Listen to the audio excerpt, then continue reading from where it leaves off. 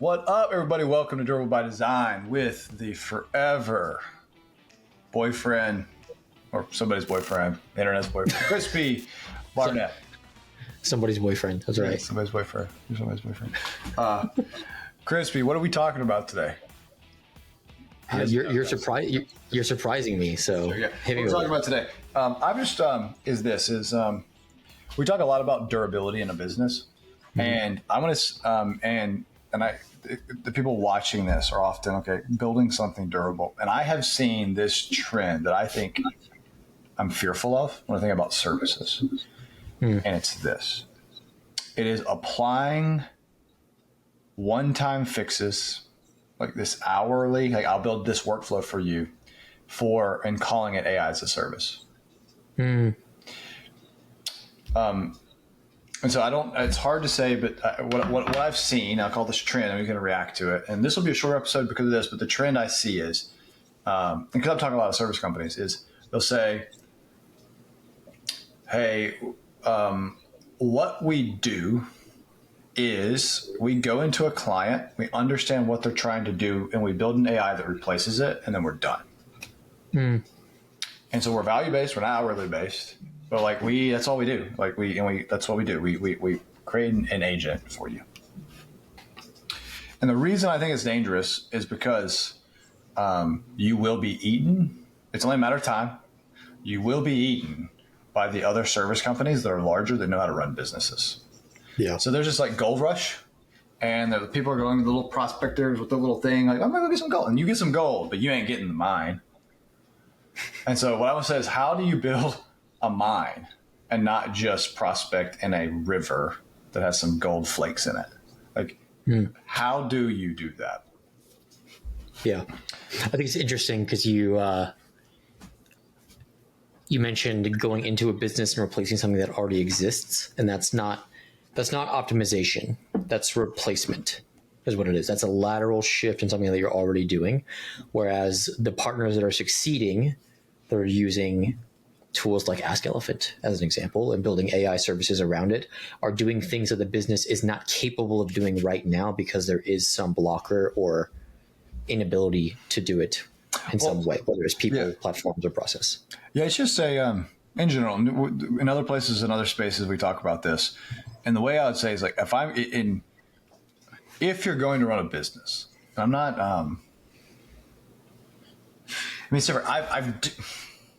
you've gone from it's a bunch of freelancing mindsets, freelancing mindset.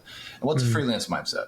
So you got freelance mindset or prospecting, like prospectors, gold rush prospectors with little hammer things, or you have business mindset or durable mindsets on the other end of the universe. So to me, a freelance mindset is I see problem, I fix problem, I make money. Yeah. It's I see problem. Well, you're running towards wherever the new trend is. And there's always a new trend you're doing. Yeah. Right now it's AI. And so what are people learning how to do? N8X, what is N8N, whatever it's called, right? I've even go ahead and build some stuff because I tried it because I just like to know things. And I've also done it in Zapier. And I've also played with Lovable. And I've also played all these things because I just like to play with things because I'm an admin.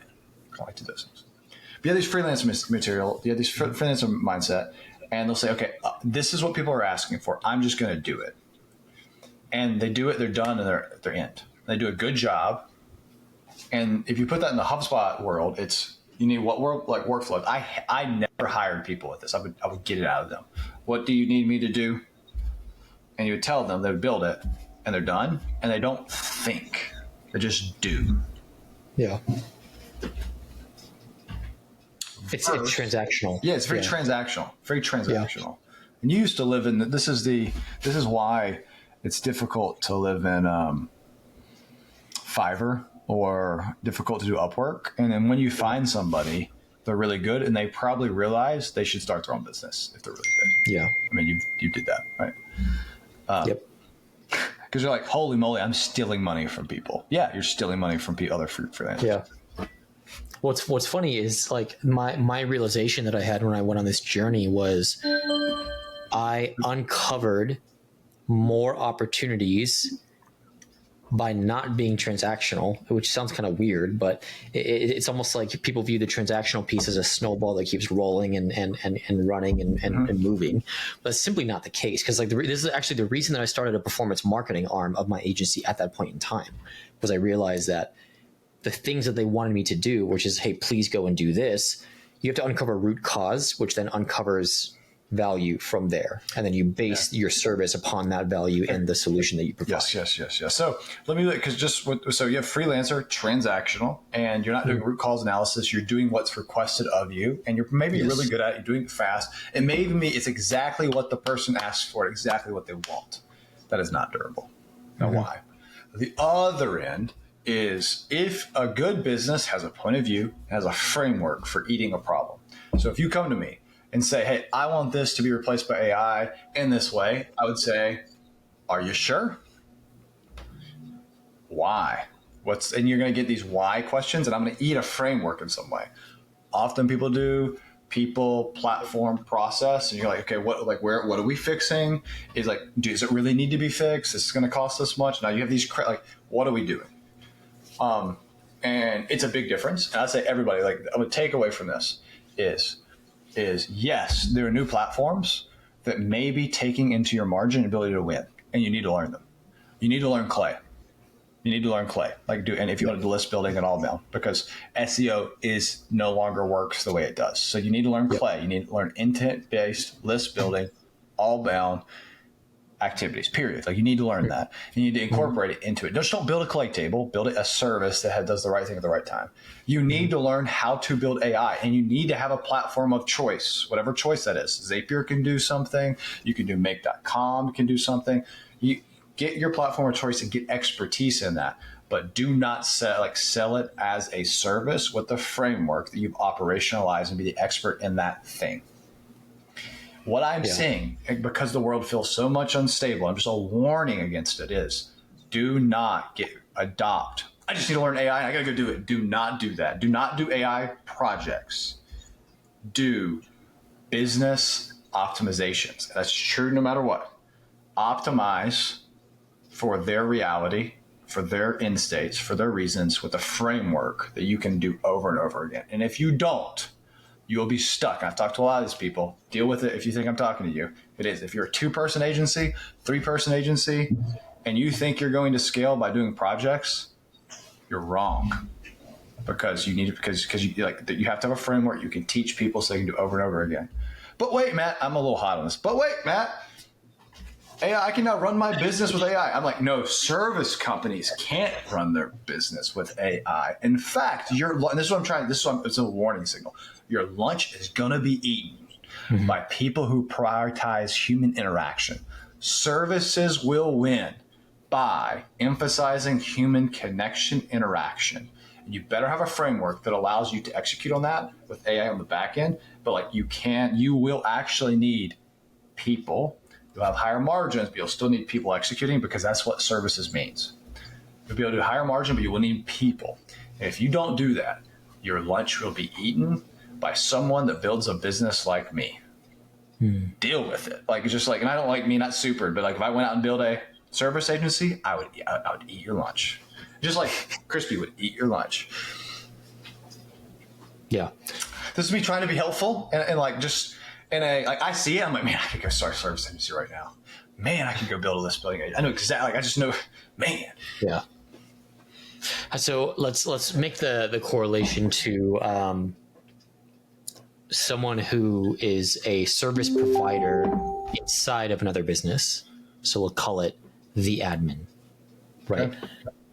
I believe that the admin provides a service to their own business and usually multiple teams or users inside of that company as well. So let's say you're an admin inside of B2B SaaS company, something like that. How would you approach the integration of AI in a non-transactional way that's value-based for the business? I am going to have a framework that's going to say AI is not always helpful. It can often be harmful. And so what do you need in order to make it useful? What are actions that are best? So it's like we got to create a framework. So when I think about it, I'm going to test it. And I don't have that framework. I'm actually going and building it to get with people. It's like, what is AI good at and what is it not good at? Where am I going to put human interactions and human in the loops? Where am I going to have like the last mile delivery? What is core? What is not core? What are people struggling with that I can get rid of for them? And but you can go down people, platform, process, and you have to have a framework that helps you prioritize actions, diagnose health, and tie it to action when you do it. Must. And AI is often not the answer. In fact, I think there's going to be a strong whiplash. There's going to be a whiplash event because process is your prompt. And so the people who understand process will win. Not the most tangible of today. It's just like, guys, just don't lose grip with reality. And the reality is have a framework, create enablement. You better document your crap. You better, and you need to increase your communication now, not decrease. And anybody that says different will lose long term. And it's a freelancer mentality. Transactional. Okay, anything else to add? Chris B? No. Okay, everybody. What you take from this is have a framework, find your tool of expertise and own it. Have a point of view that you give people when you talk to them, and ask why and provide value through a discussion, not just through actions. And if you do those things, long term, you're pretty safe and you can scale. Stay awesome. Keep doing it big. Never, ever stop believing. Adios, team.